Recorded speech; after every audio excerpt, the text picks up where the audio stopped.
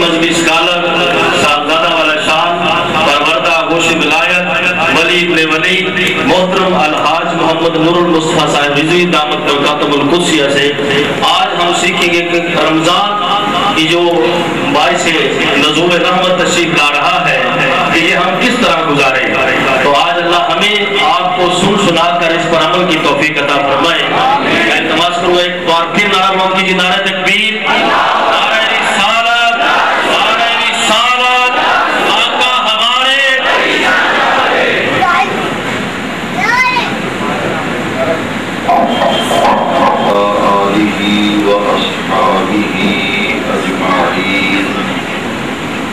أما بعد فأعوذ بالله من الشيطان الرجيم.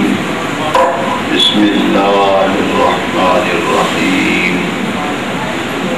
يا أيها الذين آمنوا كتب عليكم الصيام كما كتب على الذين من قبلكم لعلكم تتقون.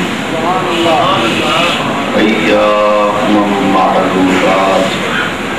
ومن كان منكم مريضا أو على سفر فعدة من أيام أخر.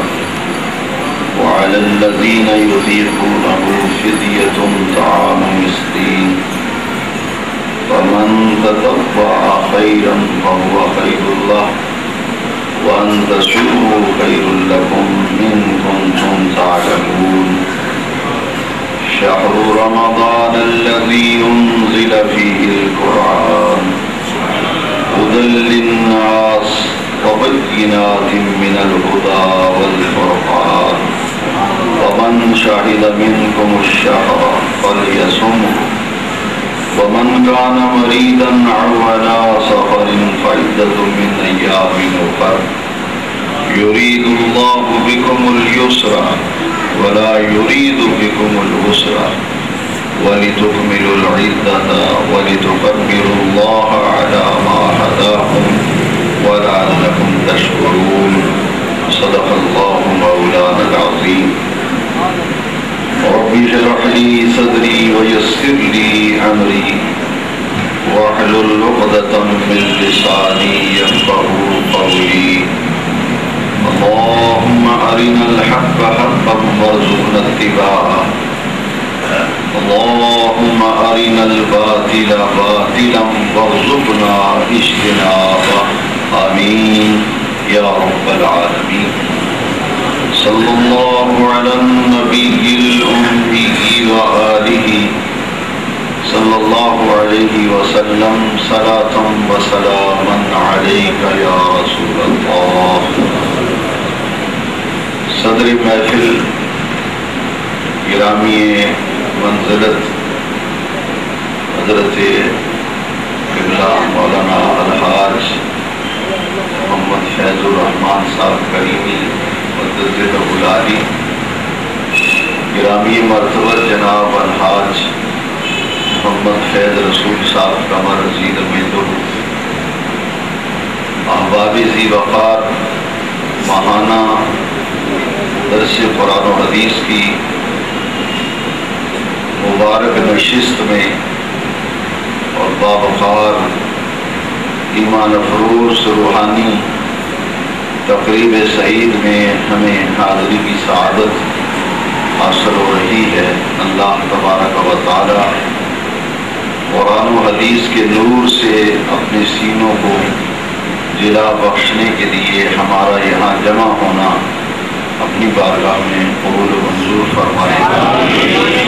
اور درس قرآن و حدیث کمیٹی کے مخلص اراکین معاونین و احباب نے اس ایمانی جذبے کے ساتھ اس مبارک سلسلے کو جاری رکھا ہوا ہے. اللہ تبارک و تعالی اس کمیٹی کے تمام معزز اراکین کو برکتوں سے فیضیاب فرمائے. آج بہت سے موضوع جو ہیں وہ اکٹھے ہو گئے ہیں.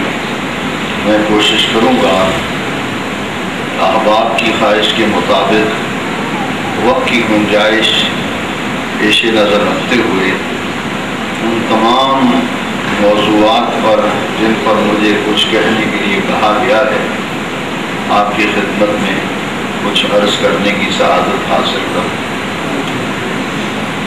پہلی بات یہ سمجھ لیجیے کہ آج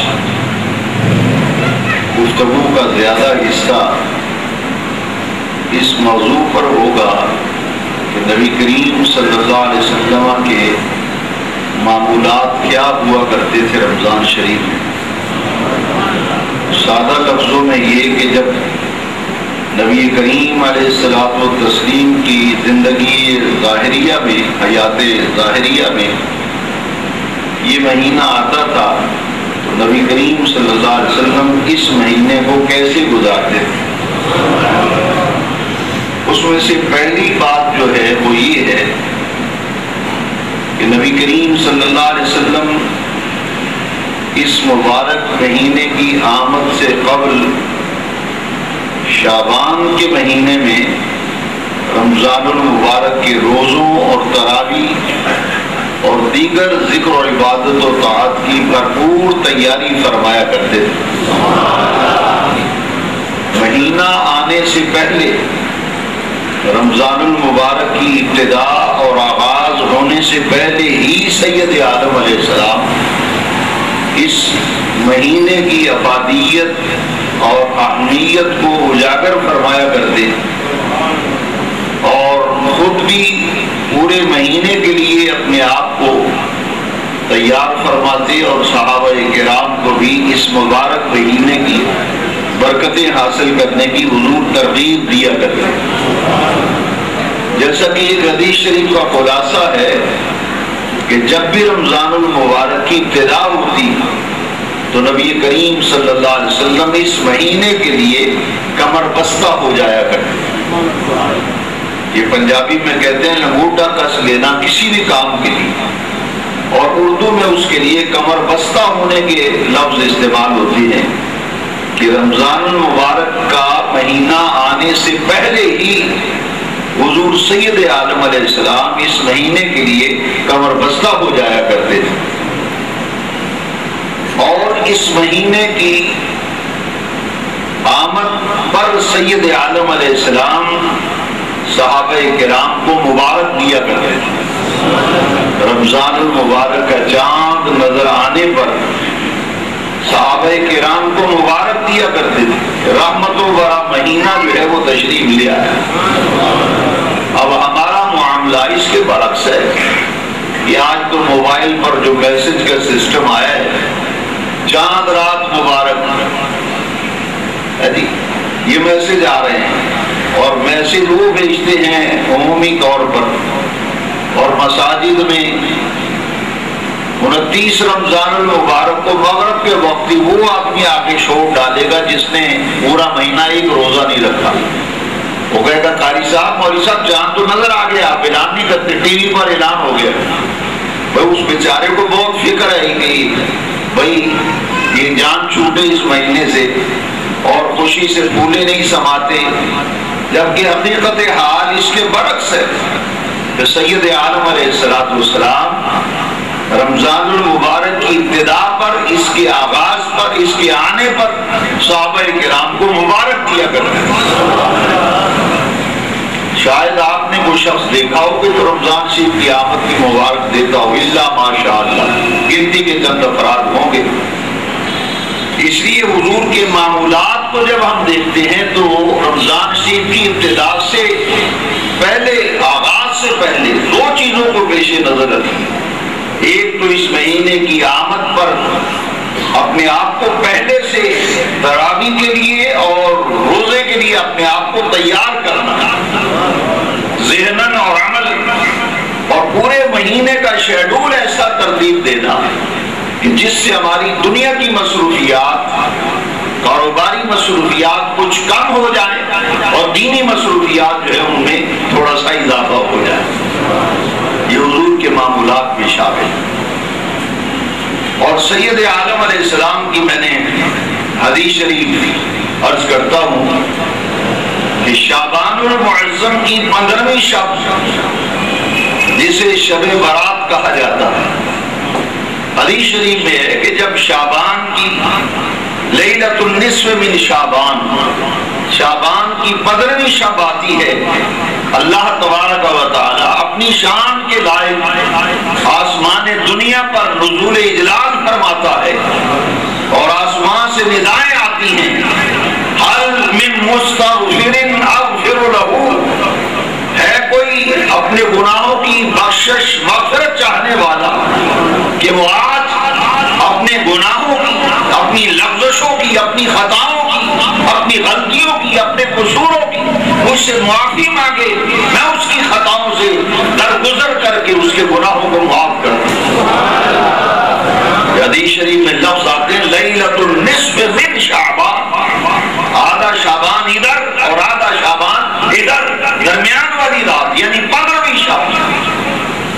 فرمایا آسمان دنیا پر رب کریم نزول اجلال فرماتا ہے، اور ایک حدیث شریف میں ہے کہ ہر رات اللہ تبارک و تعالی کی رحمت کا ایک دروازہ کھلتا ہے، وہ بھی رات کے پچھلے پہر کھلتا ہے۔ ہر رات پچھلے پہر میں رب کریم کی رحمت کا فقط ایک دروازہ کھلتا ہے، مگر 2 راتیں لیلۃ البرات شعبان کی 15ویں شب اور شب قدر، جب یہ 2 مقدس راتیں آتی ہیں، سید عالم حضور پرنور صلی اللہ علیہ وسلم فرماتے ہیں کہ غروب آفتاب کے ساتھ ہی اللہ تبارک و تعالی کی رحمت کے 300 دروازے کھل جاتے ہیں۔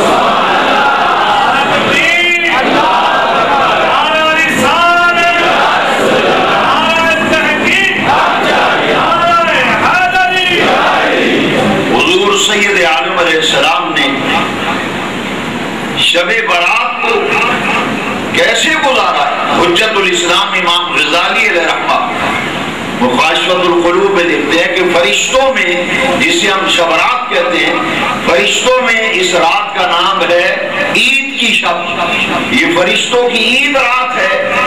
اور اللہ تبارک و تعالیٰ کے پیارے محبوب علیہ السلام نے فرمایا جب شعبان کی 15ویں رات آئے، فرمایا قوموا لیلہا، رات کو قیام کیا کرو، نفل پڑھا کرو، عبادت کیا کرو، وصوموا نہارہا، اور دن کو روزہ رکھا کرو۔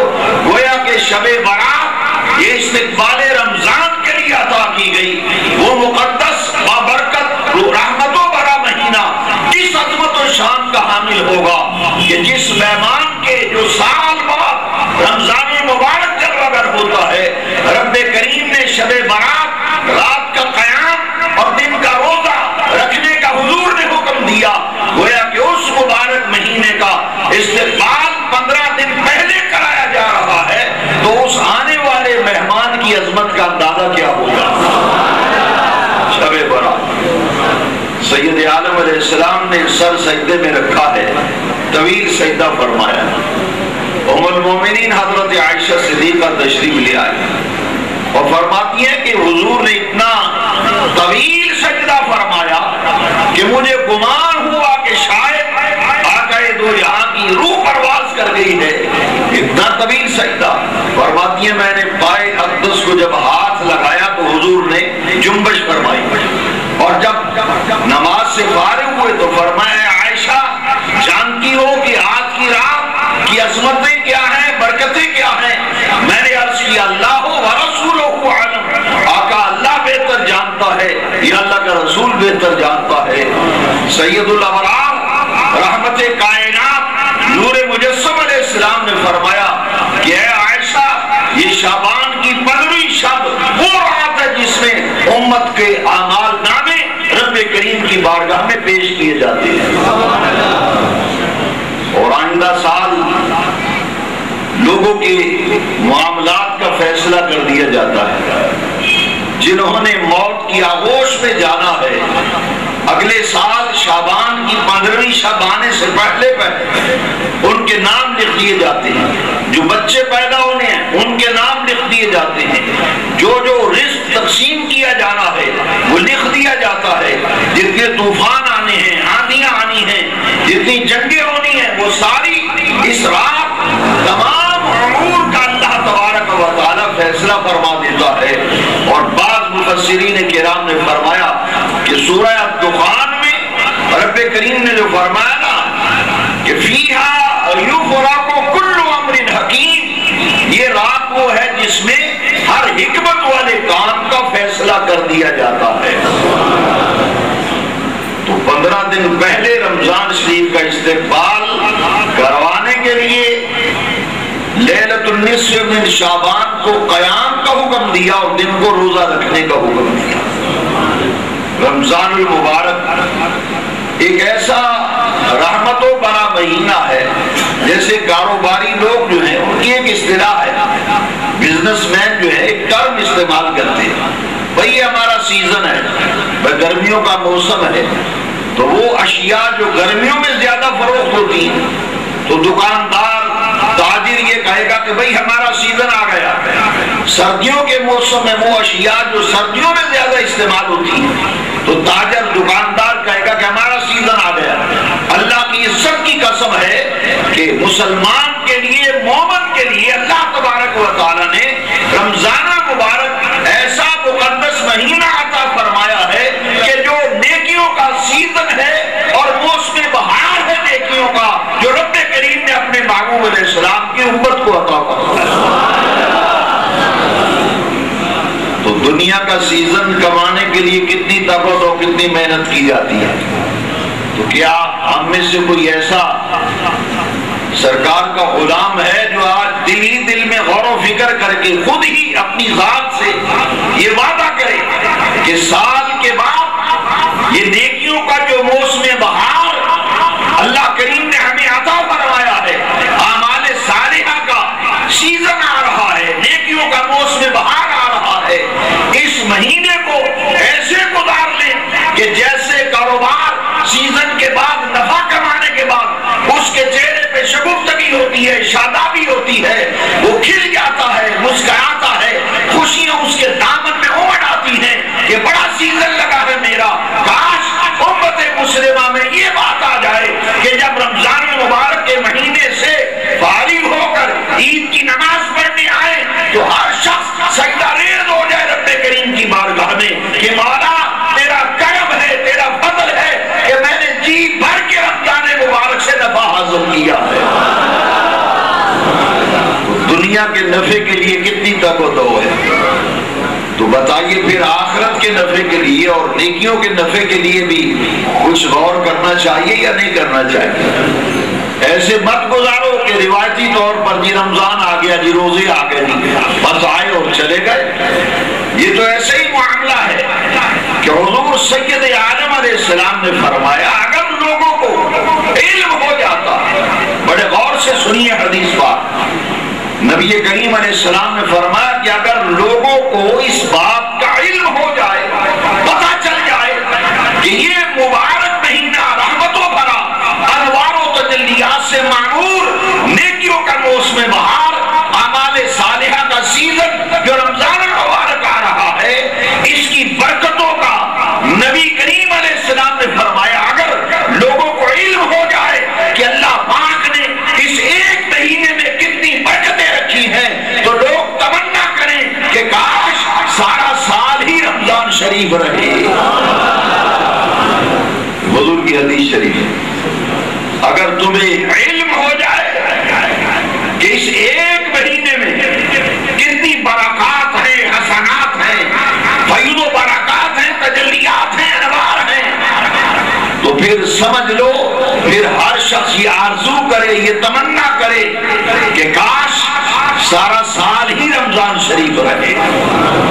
اس قدر بابرکت مہینہ ہے اور اس مہینے کے فضائل ایک طویل فہرست ہے، مگر میں قرآن مجید کے حوالے سے عرض کروں گا کہ اس مبارک مہینے کی عظمت کا سب سے بڑا پہلو جس کو قرآن مجید میں اجاگر کیا گیا وہ کیا ہے؟ وہ دو ہیں۔ فرمایا شہر رمضان الذی انزل فیہ القرآن، کہ یہ وہ مبارک مہینہ ہے جس میں قرآن مجید نازل کیا گیا، قرآن مجید نازل کیا گیا۔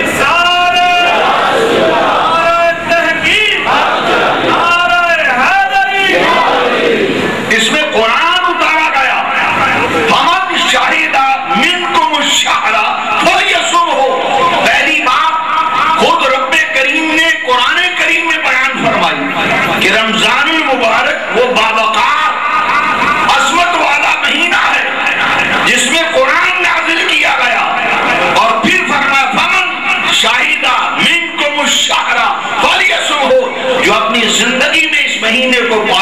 اس پورے مہینے کے روزے رکھے۔ دو باتیں قرآن مجید میں بیان فرمائی، اور تیسری بات سورہ قدر میں بیان کی گئی، اِنَّا أَنزَلْنَاهُ فِي لَيْلَةِ الْقَدْرِ، ہم نے قرآن مجید کو لیلۃ القدر میں نازل کیا۔ وَمَا أَدْرَاكَ مَا لَيْلَةُ الْقَدْرِ، لیلۃ القدر کی عظمتوں کو تم کیا جانو؟ لیلۃ القدر خیر من الف شہر، یہ وہ باعظمت رات ہے شب قدر، لیلۃ القدر، جو 1000 مہینوں سے بھی بہتر ہے۔ 1000 مہینے کی انوار، تجلیات، برکات و حسنات، کہیں ایک رات کو اتنی عظمتیں عطا کی گئی ہیں کہ 1000 مہینے سے بھی اس رات کو بہتر بنایا گیا ہے۔ یہ وہ اس مہینے کی عظمتوں کے پہلو ہیں جو قرآن مجید میں اجاگر کیے ہیں۔ اب آئیے حدیث شریف میں دیکھتے ہیں کہ اس مہینے کی عظمت کا روشن پہلو کیا ہے۔ حدیث شریف ہے، نبی کریم علیہ السلام نے فرمایا اذا دخل رمضان فتحت ابواب الجنہ فتحت ابواب الرحمہ غلقت ابواب جہنم وسلسلت الشیاطین۔ سید عالم علیہ السلام نے فرمایا کہ جب رمضان المبارک کے مقدس مہینے کی ابتدا ہوتی ہے، یہ شروع ہوتا ہے، چاند نظر آتا ہے رمضان شریف کا، جیسے ہی چاند نظر آتا ہے اللہ تعالیٰ کی رحمت کے دروازے کھل جاتے ہیں، جنت کے دروازے کھول دیے جاتے ہیں، غلقت ابواب جہنم، جہنم کے دروازے بند ہو جاتے ہیں، اور شیطان زنجیروں میں جکڑ دیے جاتے ہیں۔ جیسے ہی رمضان شریف نظر آتا ہے، چاند نظر آتا ہے، غلقت ابواب جہنم، جہنم کے دروازے بند، فتحت ابواب الرحمہ، رحمت کے دروازے کھول دیے جاتے ہیں، شیطان زنجیروں میں جکڑ دیے جاتے ہیں۔ جب اس مہینے کی ابتدا ہوتی ہے اور پھر اس مہینے میں از اول تا آخر خیر ہی خیر، برکت ہی برکت ہے۔ اب دیکھیے آخر کوئی بات ہے کہ سید عالم علیہ السلام نے اس مہینے کو 3 حصوں میں تقسیم فرمایا۔ عشرہ 10 کو کہتے ہیں، عشرہ 10۔ سید عالم علیہ السلام نے فرمایا کہ رمضان المبارک کا پہلا عشرہ اولہ رحمت وأوسطہ مغفرۃ وآخرہ عتق من النار۔ فرمایا پہلا عشرہ اللہ کی رحمت ہے، دوسرا عشرہ اللہ کی بخشش اور مغفرت ہے، اور آخری عشرہ جو ہے یہ جہنم سے آزادی کا عشرہ ہے۔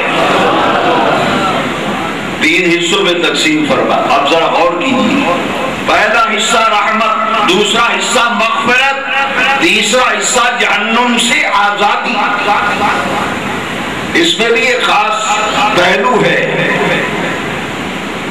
کہ رمضان المبارک کا پہلا حصہ جس نے ایسے کام کیے، دن کو روزہ رکھا، رات کو تراویح پڑھی، برکات رمضان سے اپنے دامن کو بھرا، اللہ کی رحمتوں کو اپنے من میں سمیٹا، فرمایا اوسطہ مغفرۃ، دوسرا عشرہ اس شخص کے لیے مغفرت ہوگا جس نے پہلے 10 دنوں میں رب کی رحمت کو حاصل کیا ہے۔ جو پہلے 10 دن غفلت میں گزار چکا، اب وہ امیدوار ہو مغفرت کا۔ کیوں؟ سید عالم علیہ السلام نے فرمایا، ہم کہتے ہیں خیر ہے یار بڑی گرمی ہے، روزہ چھوڑ لو بعد میں رکھ لیں۔ سید عالم علیہ السلام نے فرمایا کہ اگر بغیر شرعی عذر کے، شرعی عذر کیا ہے؟ مسافر ہے، بیمار ہے، جیسا کہ ابھی آیات آئیں گی، کوئی شرعی عذر بھی نہیں پایا جاتا، بیمار بھی نہیں، مسافر بھی نہیں، اور روزہ نہ رکھنے کے جو اور شیخ فادی بھی نہیں، جو عذر ہیں وہ موجود نہیں، اور رمضان شریف کا ایک روزہ بھی کسی نے اگر جان بوجھ کر چھوڑا بغیر شرعی عذر کے، تو سید عالم علیہ السلام نے فرمایا وہ زندگی بھر روزے رکھتا رہے، وہ اس ایک روزے کا بدلہ نہیں ہو سکتا. ذرا غور کرنا، ایک روزہ چھوڑا ہے بغیر شرعی عذر کے اور پھر زندگی بھر روزے رکھتا رہے، تو نبی کریم علیہ السلام نے فرمایا اس ایک روزے میں جو خیر ہے، جو برکت ہے، وہ کبھی بھی اس کو نہیں پا سکے گا، اس کا ازالہ نہیں ہو سکے گا. تو گویا یہ افادیت و اہمیت روزے کا تعلق ماہ رمضان سے ہے کہ ماہ رمضان کے روزے ہی فرض کیے گئے. فرمایا ایھا الذین آمنوا کتب علیکم الصیام کما کتب علی الذین من قبلکم، اے ایمان والو تم پر روزے فرض کیے گئے، کما کتب علی الذین من قبلکم، جیسا کہ ان لوگوں پر فرض کیے گئے جو تم سے پہلے تھے، لعلکم تتقون، کہ روزہ فرض کیے جانے کا مقصد یہ ہے کہ تمہیں تقوی کی دولت حاصل ہو، تمہیں تقوی کی دولت ملے. اس امید پر روزے رکھو، لعلکم تتقون. ایک مفہوم یہ بھی ہے کہ اس امید پر روزے رکھو کہ مجھے رب کریم کی بارگاہ سے تقوی کی دولت عطا کی جائے. اب تقوی کیا ہے اس کا مفہوم سمجھ لیجئے.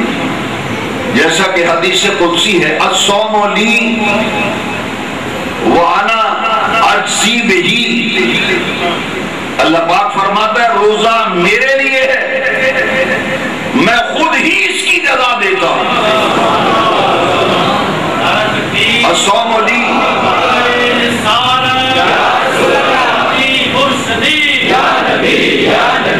روزہ میرے لیے ہے. اب اس میں ذرا غور کرنا، الصوم لی، روزہ میرے لیے ہے، وانا اجزی بہی، اور اس کی جزا میں براہ راست عطا کرتا ہوں. روزہ اللہ کی رضا کے لیے. تقوی کیا ہے اب سمجھیے ذرا. میں ایک واقعہ آپ کو سنانا چاہوں گا جس سے آپ اندازہ فرمائیں گے کہ اصل غرض و غایت کیا ہے روزے کی. سیدی اعلیٰ حضرت امام شاہ احمد رضا خان فاضل و محدث بریلوی علیہ رحمت و رضوان ابھی کم سن تھے، بالغ نہیں تھے، روزہ فرض نہیں تھا. ایسے ہی شوق آیا اور کہا کہ آج میں روزہ رکھوں گا. جب پہلا روزہ رکھا، ننھے احمد رضا نے کم سن ہے، گھر میں خوشی کی گئی کہ آج ہمارے بچے نے پہلا روزہ رکھا ہے. افطاری کا اہتمام کیا گیا، دوست احباب کو دعوت دی گئی. تو آپ کے والد امام المتقلمین امام شاہ نقی علی خان علیہ رحمہ کو بشارت دی گئی تھی کہ آپ کے ہاں ایک ایسا بچہ پیدا ہونے والا ہے جس کی شہرت شرق سے لے کر غرب تک ہوگی، اور اللہ تبارک و تعالیٰ اس سے اپنے دین کا کام اس اعلیٰ درجے کے دے گا کہ اس کے دین کی کام کی وجہ سے شہرت ہوگی اس کی. یہ بشارت مل چکی تھی. آپ نے اپنے بیٹے کو آزمانے کے لیے کہ آخر کوئی وجہ تھی کہ اس کی بشارت دی گئی. افطاری کا سامان لگایا گیا، دسترخوان پہ چن دیا گیا، سامان لگا ہوا ہے، دروازے بند، کھڑکیاں بند. آپ کے والد آئے، احمد رضا کو اٹھایا ہوا ہے، فرمایا بیٹا دیکھو بچوں کا روزہ ایسے ہی ہوتا ہے، بچوں کا روزہ تو ایسے ہی ہوتا ہے. یہ دیکھو میں نے دروازے بند کر دیے، کھڑکیاں بند کر دی، کوئی دیکھ نہیں رہا، اور یہ افطاری کا سامان چنا گیا ہے. جو تمہارا جی چاہتا ہے یہاں سے اٹھاؤ اور کھا لو، کیونکہ تمہیں کوئی دیکھ نہیں رہا، اور بچوں کا روزہ ایسے ہی ہوتا ہے. دروازے میں نے بند کر دیے، کھڑکیاں بند کر دی، تمہیں کوئی دیکھ نہیں رہا، اٹھاؤ، کھانے والی چیز کھاؤ، پینے والی چیز پی لو، کون سا تمہیں کوئی دیکھ رہا ہے. اب دیکھیے ذرا احمد رضا کم سن ننھے احمد رضا نے آنکھ اٹھا کر اپنے والد کے چہرے کو دیکھا، کہا ابا جان یہ درست ہے، دروازے بند ہیں، کھڑکیاں بند ہیں، کوئی ہمیں دیکھ نہیں رہا، میں جو چیز مرضی اٹھاؤں کھاؤں پیوں کوئی دیکھنے والا نہیں، مگر ابا جان جس اللہ کے لیے روزہ رکھا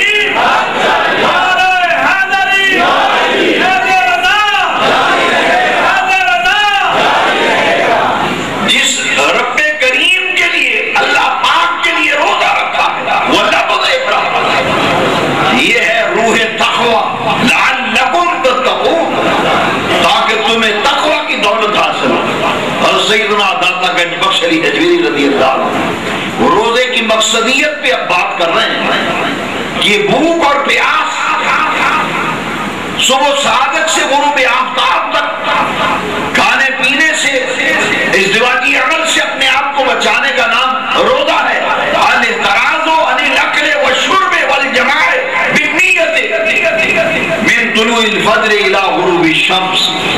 اب دیکھیے جب اس کا نام روزہ ہے تو روزے کا مقصد لعلکم تتقون، اس امید پر روزے رکھا کرو تاکہ تقوی کی نعمت، تقوی کی دولت، تقوی کا سرمایہ تمہیں حاصل ہو جائے. کیونکہ فإن خیر الزاد التقوی، جس کو تقوی حاصل ہو گیا آخرت کے سفر کا بہترین زاد راہ جو ہے وہ تقوی ہے. لعلکم تتقون، تمہیں تقوی حاصل. سیدنا دادا گنج بخش رضوی رضی اللہ عنہ لکھتے ہیں کہ ایک بادشاہ تھا، وہ کسی خاتون پہ فریفتہ ہو گیا. اس نے جب خاتون کو بلوایا اس نے کہا جاؤ سب دروازے اور کھڑکیاں بند کر دو میرے کمرے کی. وہ خاتون گئی، بڑی صالحہ نیک اور پارسا خاتون تھی. اس نے دل میں سوچا کہ ظالم بادشاہ سے بچنے کے لیے اللہ کریم کوئی تدبیر فرما دے. تو رب کریم نے اس نیک خاتون کے دل میں ایک بات ڈال دی. اس نے سب دروازے کہا بند کرو، کھڑکیاں بند کرو. جب آئی تو بادشاہ نے پوچھا کہ بتاؤ دروازے اور کھڑکیاں تم نے تسلی سے سب بند کر دی؟ اس نے کہا جی ہاں، سب دروازے اور کھڑکیاں بند کر دی ہیں تسلی سے، مگر ایک دروازہ ایسا ہے کہ جو مجھ سے بند نہیں ہو رہا. اتنے دروازے اور کھڑکیاں میں نے بند کی ہیں اور تھوڑا سا تکلف آپ بھی کر لیں کہ ایک دروازہ آپ بند کر دیں. اس نے کہا جلدی سے اٹھا کہ وہ کون سا دروازہ ہے؟ تو اس نے کہا اللہ کا دروازہ، اللہ کا دروازہ کھلا ہے، وہ مجھ سے بند نہیں ہوتا. اور سیدنا داتا گنج بخش رضوی لکھتے ہیں کہ یہ بات سننے کی دیر تھی کہ اس کے دل پر یہ بات ایسے لگی جیسے تیر پہ بست ہو گیا، رش کھا کر گر گیا، بیہوش ہو گیا اور اس خاتون کے قدموں میں گر پڑا. معافی مانگ رہا ہے، معافی مانگ رہا ہے کہ اللہ کے لیے مجھے معاف کر دو. تو روزے کا مقصد کیا ہے؟ لعلکم تتقون، تاکہ تمہارے اندر تقوی کی کیفیت اور تقوی کا ماحول تمہیں اللہ کریم عطا فرمائے. اس نیت پر روزے رکھو اور اس ارادے سے روزے رکھو، اس امید پر روزے رکھو تاکہ تمہیں تقوی کی دولت و نعمت حاصل ہو جائے. یہ تھا روزے کی فرضیت اور روزے کی مقصدیت. ایک بات آپ سے کہنا چاہتا ہوں کہ شاید کسی کے ذہن میں یہ بات ہو کہ روزے فرض ہونے کے بعد حضور کا تعلق رمضان شریف سے قائم ہوا. تو یہ بات بھی اب پوری ذمہ داری سے عرض کرنا چاہوں گا کہ اعلان نبوت سے پہلے، اظہار نبوت سے پہلے سید عالم علیہ السلام کا تعلق رمضان شریف سے بہت پہلے کا قائم ہو چکا. روزے تو فرض ہوئے سن 2 ہجری میں. حضور ہجرت فرما کر مدینہ پاک جب تشریف لے گئے 13 سال اعلان نبوت کے بعد مکہ شریف میں گزارے. 13 سالہ مبارک زندگی، مکی زندگی اعلان نبوت کے بعد کی، اس میں روزے فرض نہیں ہوئے. ہجرت فرما کر مدینہ منورہ تشریف لے گئے. ہجرت کا 2 سال تھا اور پیر کا دن تھا جب روزے فرض کیے گئے. تو روزہ تو فرض نہیں ہوا مگر حضور غار حرا میں تشریف لے جا رہے ہیں. یہاں تو روزہ فرض ہوا سن 2 ہجری میں، مگر سیرت کی کتابوں میں آتا ہے، حدیث میں ہے کہ ہمارے آقا کبھی کبھی پورے مہینے کے لیے غار حرا میں تشریف لے جایا کرتے تھے. ستو جو زمزم لے جاتے ہیں، کبھی 10 دن کے لیے، کبھی 7 دن کے لیے.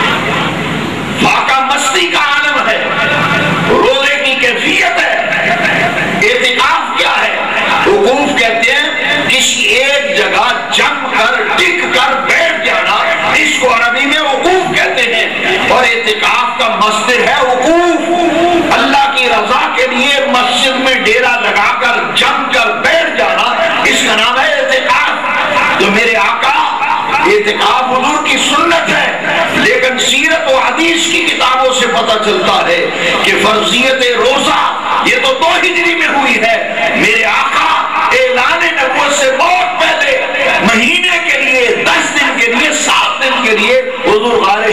تشریف لے جاتے تھے، کئی کے دن اسی کیفیت پہ گزر جاتے ہیں۔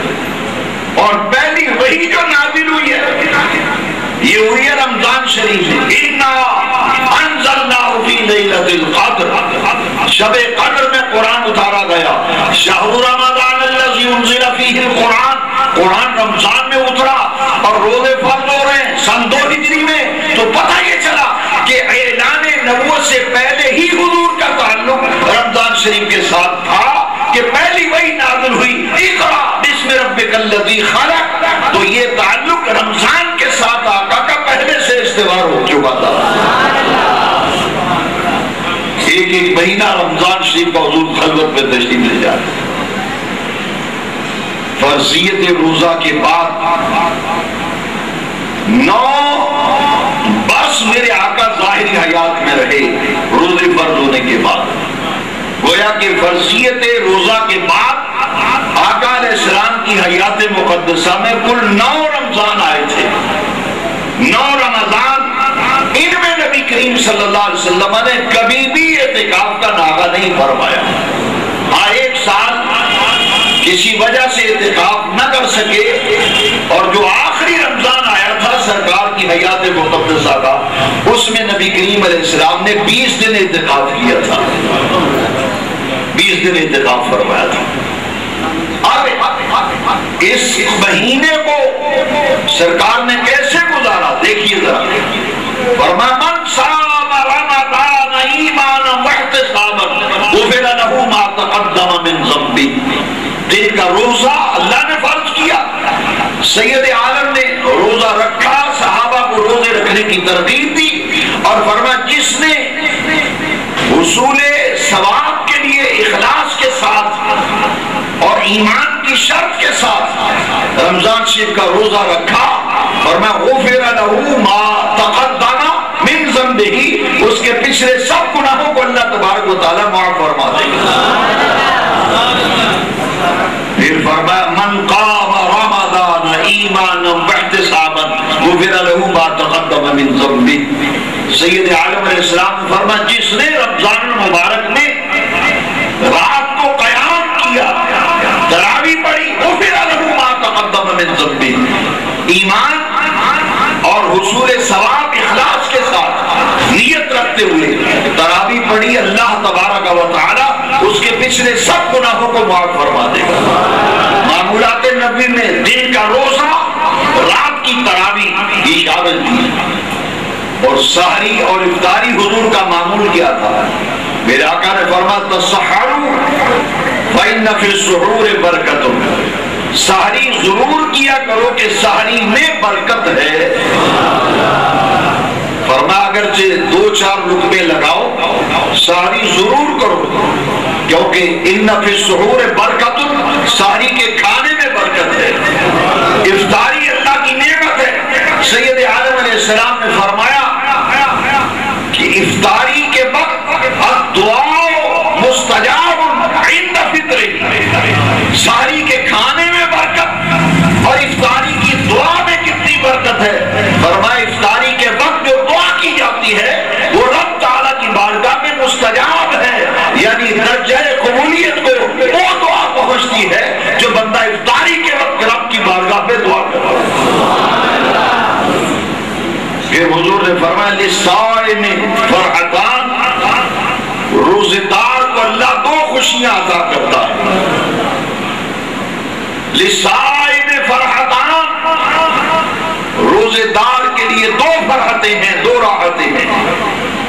عند فطری، پہلی راحت فرحت روزہ کھولنے کے وقت، افطاری کے وقت، اور دوسری لذت جب قیامت کے دن روزے دار کو اللہ کا دیدار ہوگا،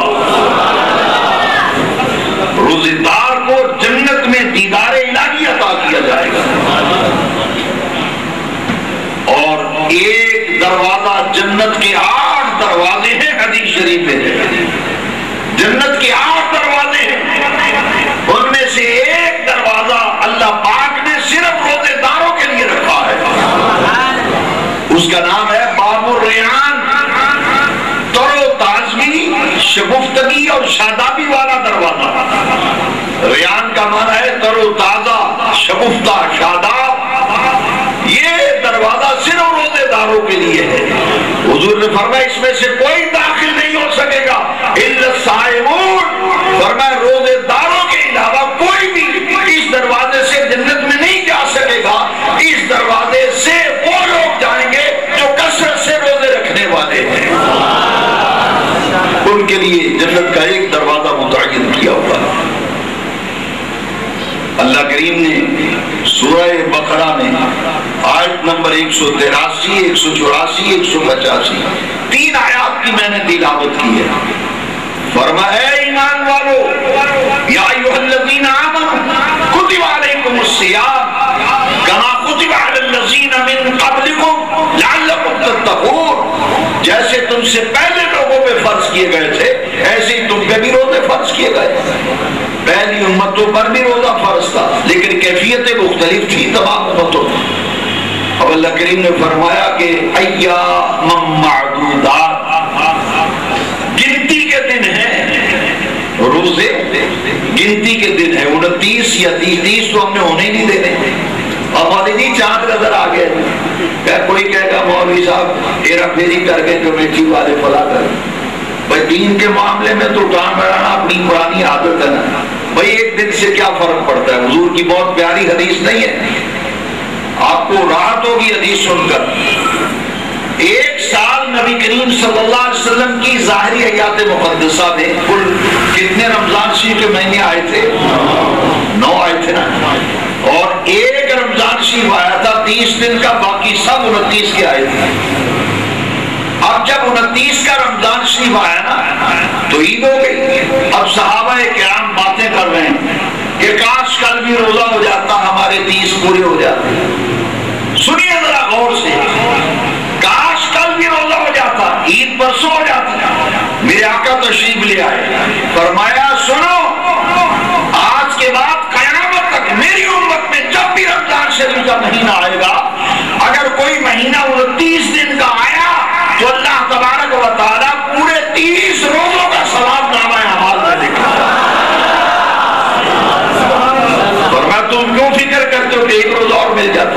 فرمایا آئیں گے 29 روزے رکھو گے، ثواب تمہیں پورے 30 روزوں کا تمہارے نامہ اعمال میں لکھا جائے گا. رب کی رحمت نہیں ہے تو گویا کہ از اول تا آخر یہ رحمت و بڑا مہینہ، یہ خیر و برکت کا مہینہ ہے، انوار و تجلیات کا مہینہ ہے. میرے آقا علیہ السلام منبر پر تشریف فرما ہوئی، پہلی سیڑھی پہ قدم رکھا تو فرمایا آمین، دوسری سیڑھی پہ قدم رکھا آمین، تیسری سیڑھی پہ قدم رکھا آمین. صحابہ کرام نے اس کے حضور بات سمجھ میں نہیں آئی کہ آمین کا معنی ہے یا اللہ قبول فرما، یا اللہ قبول فرما. تو آپ نے فرمایا آمین آمین آمین. میرے آقا نے فرمایا پہلی سیڑھی پہ میں نے جب قدم رکھا تو جبرائیل امین نے دعا مانگی کہ وہ شخص ذلیل و رسوا ہو، اس کی ناک خاک آلود ہو، جس کے سامنے آقا آپ کا نام نامی اس میں گرامی لیا جائے اور آپ پر درود شریف نہ پڑے، وہ ذلیل ہو، رسوا ہو، اس کی ناک خاک آلود ہو. تو حضور فرماتے میں نے کہا آمین. پھر جبرائیل امین نے دعا مانگی کہ وہ ذلیل و رسوا ہو جس نے اپنی زندگی میں بوڑھے ماں باپ کو پایا اور ان کی خدمت نہ کر کے جنت کا حقدار نہیں بنا. تو فرمایا میں نے اس پہ کہا آمین. تیسری سیڑھی پہ جب قدم رکھا تو دعا مانگی جبرائیل نے کہ وہ شخص بھی ذلیل و رسوا ہو جس کے مہینے میں رمضان، جس کی زندگی میں رمضان المبارک کا مہینہ آئے اور اس کا احترام نہ کر کے جنت کا حقدار وہ نہیں بنا. تو فرمایا کہ وہ ذلیل و رسوا ہو، اس کی ناک خاک آلود ہو. گویا کہ پتہ یہ چلا کہ جہاں رمضان المبارک کا روزہ فرض ہے، تراویح سید عالم علیہ السلام کی سنت ہے، وہاں احترام رمضان کا تقاضا یہ تھا کہ سرکار نے اس دعا پر آمین فرمایا کہ اس مہینے کا احترام بھی لازم ہے. مہینے کا بھی احترام ہے رمضان المبارک، اور جب بھی اس مہینے کو گزارا جائے تو ایسے گزارا جائے جیسے زندگی کا آخری رمضان شریف ہے. آئندہ سال پتہ نہیں پھر آئیے نہ آئے. اللہ کریم نے فرمایا ایام معدودات، گھبراؤ نہ، یہ گنتی کے چند دن ہیں، ایسے گزر جائیں گے تمہیں پتہ بھی نہیں چلے گا. فمن کان منکم مریضا او علی سفر فعدۃ من ایام اخر. شرعی مسافر ہے تو اس کے لیے روزہ نہ رکھنے کی رخصت ہے. بیمار ہے مگر وہ بیمار نہیں کہ سر کو درد ہے تو کہا میں روزہ نہیں رکھتا. بخار ہو گیا تو کہتا میں بیمار ہوں جی میں روزہ نہیں رکھنا ہے. نہیں، یہ بات نہیں. یہاں بیمار سے مراد کون ہے؟ بیمار سے مراد وہ شخص ہے کہ جس کے روزہ رکھنے کی وجہ سے اس کی بیماری بڑھنے کا اندیشہ ہو، یا بیمار ایسا ہے کہ روزہ رکھنے سے اس کو نقصان شخص کو رخصت ہے، اور جو معمولی تکلیف ہے بھی تھکا ہوا ہے، سر درد ہے، بخار ہے، تو یہ اس میں روزے کی رخصت نہیں ہے. مسافر ہے، شرعی مسافر، جیسے سفر پہ گئے نماز میں قصر ہے، اتنی سفر پہ آپ جانا ہے، اگرچہ ہوائی جہاز میں وہ سفر طے ہو رہا ہے تو روزہ نہ رکھنے کی رخصت ہے، لیکن اس میں شرط یہ ہے فَعِدَّةٌ مِّنْ أَيَّامٍ أُخَرَ. بیمار صحتیاب ہو جائے تو بیماری کی وجہ سے جو روزے چھوٹے تھے ان کو بعد میں رکھے، جو سفر کی وجہ سے روزے چھوڑے تھے ان کو بعد میں روزے رمضان شریف کے علاوہ رکھے. فَعِدَّةٌ مِّنْ أَيَّامٍ أُخَرَ. دوسرے دنوں میں ان کو پھر لوٹا دے اور پورا کر لے. وَعَلَى الَّذِينَ يُطِيقُونَهُ فِدْيَةٌ طَعَامُ مِسْكِينٍ. کہ جو روزے رکھنے کی طاقت نہیں رکھتا، شیخ فادی ہے، ایسا بوڑھا ہے کہ روزہ نہیں نبھا سکے گا، یہ ایسا بیمار ہے کہ جس کے اب صحت یاب ہونے کی کوئی امید نہیں ہے، تو ایسے شخص کے لیے روزے کا فدیہ دینا ہے. 2 وقت کا کھانا 1 روزے کا فدیہ ہے، وہ کسی کو دے دیا جائے. اب اللہ تبارک و تعالیٰ نے یہاں بھی فرمایا کہ اگر سفر میں کو روزہ رکھ کے نبھا سکتا ہے، معمولی بیمار ہے روزہ رکھ کے نبھا سکتا ہے، فرمایا فَمَن تَطَوَّعَ خَيْرًا فَهُوَ خَيْرٌ لَهُ وَأَن تَصُومُوا خَيْرٌ لَكُمْ إِن كُنتُمْ تَعْلَمُونَ. اس کے باوجود بھی اگر تم روزہ رکھو گے، نبھانے کا تمہیں امید ہے کہ میں روزہ نبھا سکوں گا، تو پھر فرمایا پھر روزہ رکھنا ہی تمہارے لیے بہتر ہے. اور پھر آگے یہی فرمایا رمضان شریف میں وہ شہر رمضان الذی انزل فیہ القرآن ھدی للناس وبینات من الہدی والفرقان. اس قرآن میں ہدایت ہے، اس میں رہنمائی ہے، اور اس میں روشن باتیں ہیں تمہاری ہدایت کی جو اللہ کریم نے تمہارے لیے اس قرآن میں نازل فرمائی. فمن شہد منکم الشہر فلیصمہ. جو اس مہینے کو پائے اس کے روزے رکھے. ومن کان مریضا او علی سفر فعدۃ من ایام اخر. جو بیمار ہے، مسافر ہے، تو بعد میں اور دنوں میں پھر ان کو روزہ رکھ لے. یرید اللہ بکم اليسر ولا یرید بکم العسر. اللہ تمہارے لیے آسانی چاہتا ہے، اللہ تمہارے لیے تنگی نہیں چاہتا. اس لیے بیمار، مسافر، نبھا نہ سکنے والے کو اللہ تبارک و تعالیٰ نے قرآن مجید میں رخصت عطا فرمائی. اب آئیے ذرا میں یہ عرض کرنا چاہوں گا کہ اگر کوئی شخص اپنے آپ کو بدلنا چاہتا ہے، تبدیلی پیدا کرنا چاہتا ہے، اور اپنی سابقہ زندگی پر پچھتاوا ہے، ندامت ہے، آئندہ اپنی زندگی کو بہتر بنانا چاہتا ہے، تو یاد رکھیے میں پوری ذمہ داری سے علی وجہ بصیرت کہتا ہوں کہ اس مہینے سے بہتر تمہیں موقع نہیں ملے گا، اس سے بہتر پھر موقع نہیں ملے گا.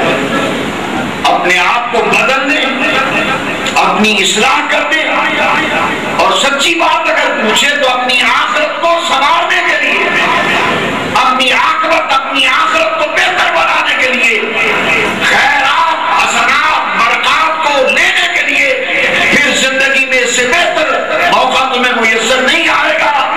آئندہ سال تو کون ہوگا کون نہ ہوگا غنیمت جانتے ہوئے اس ایک مہینے کو اپنی زندگی کا آخری رمضان سمجھ کے گزارو، اور دیکھو کہ کیسے لذت آتی ہے، کیف آتا ہے، مزہ آتا ہے، سرور آتا ہے، تبدیلی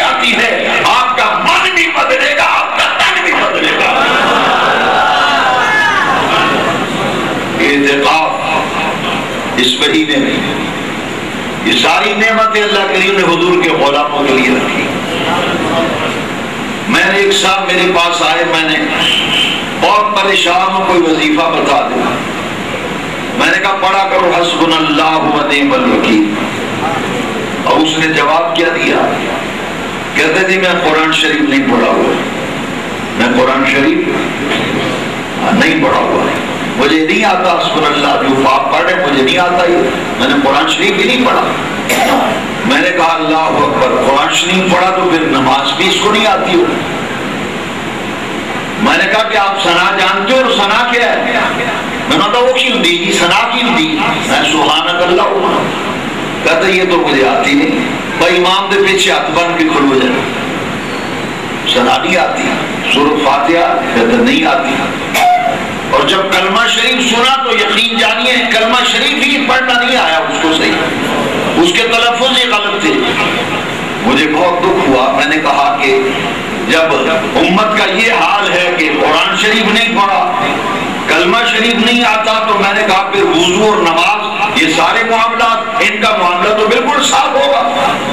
اتفاق سے ایک ہفتے بعد رمضان شریف شروع ہونے والا تھا پچھلے سال. میں نے کہا میں آپ کی ذمہ داری لیتا ہوں, میں ذمہ داری لیتا ہوں, میں کسی کو مقرر کرتا ہوں, قاری حافظ صاحب کی ڈیوٹی لگاتا ہوں. 1 مہینہ آپ مجھے دے دیں, 1 مہینہ, اور سارا مہینہ نہیں مانتا, فجر کی نماز کے بعد صرف 1 گھنٹہ آپ مجھے دے دیں پورا مہینہ, انشاءاللہ آپ کو قرآن شریف پڑھنا آ جائے گا. باقی پلیتی کے مسائل, نماز کا طریقہ سب آپ کو سکھا دیا جائے گا, صرف فجر کے بعد 1 گھنٹہ مجھے دے دیجیے. آپ یقین جانیے ہم نے صرف 18 دن میں پورا قاعدہ ان کو پڑھا دیا.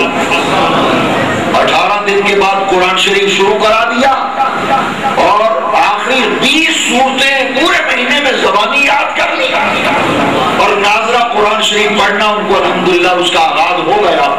میں نے کہا اب یہ برکت ہوئی ہے نا, تو 1 مہینہ اپنی طرف سے دے دیں تاکہ پورا قرآن مجید آپ کو روانی سے پڑھنا آ جائے. 1 مہینے میں نماز پڑھنا بھی سیکھ لی, وضو کا طریقہ سیکھ لیا, قرآن شریف پڑھنا سیکھ لیا. میں آپ سے عرض کروں گا شرمائیے مت, اگر آپ کی عمر زیادہ ہے قرآن شریف نہیں پڑھے تو آپ کے گھر پر قرآن مجید پڑھانے کا انتظام ہو جائے گا, آپ کی دکان پر ہو جائے گا, اور مسجد میں آ جائے تو نور علی نور ہے.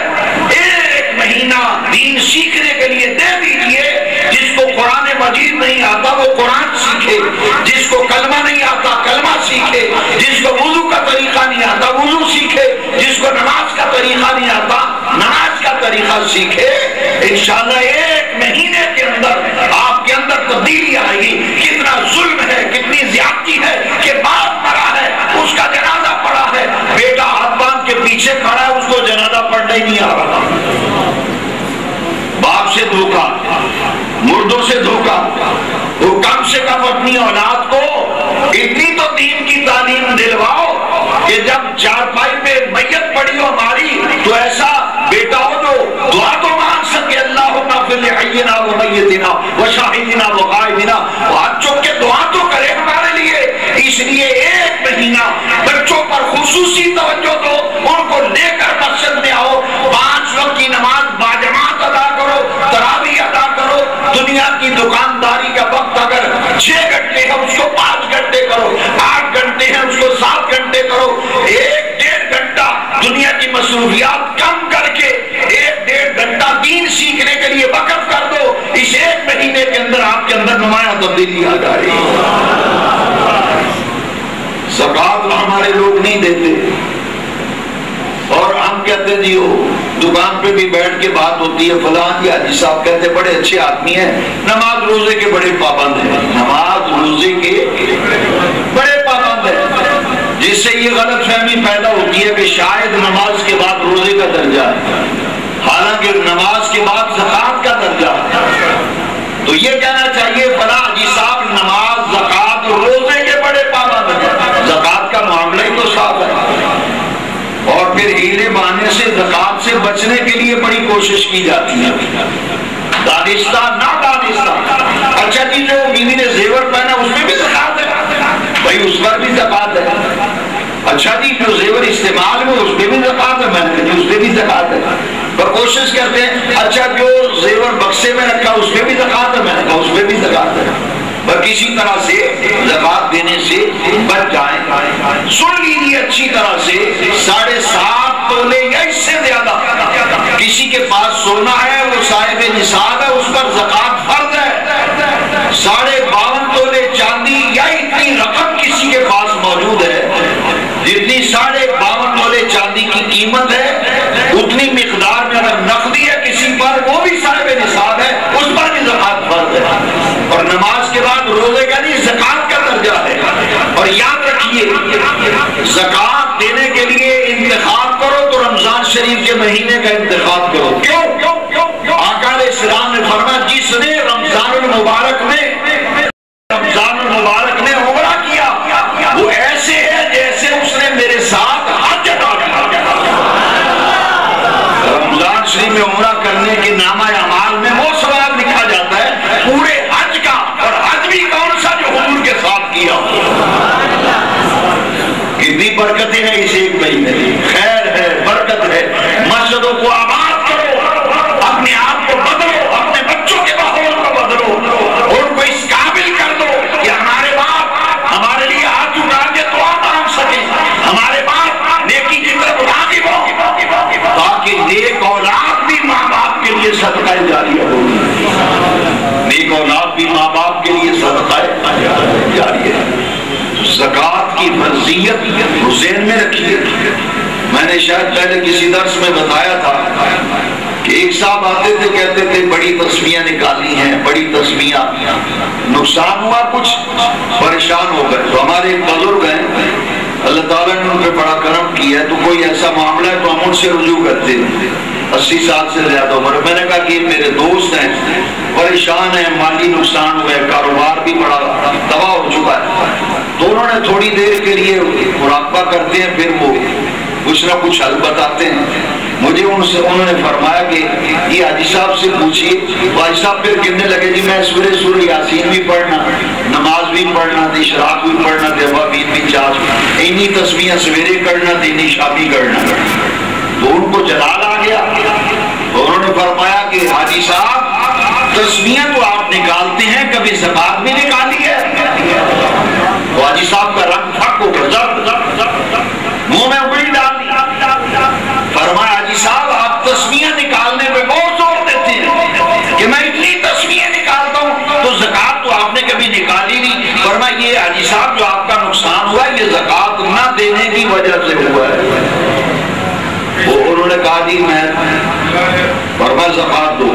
پھر یہ تاکید پر دیکھو، فرمایا حاجی صاحب دیکھو اندازے سے زکات مت نکالنا، اندازے سے نہ، پورا حساب کتاب کر کے پھر اس کی زکات دے۔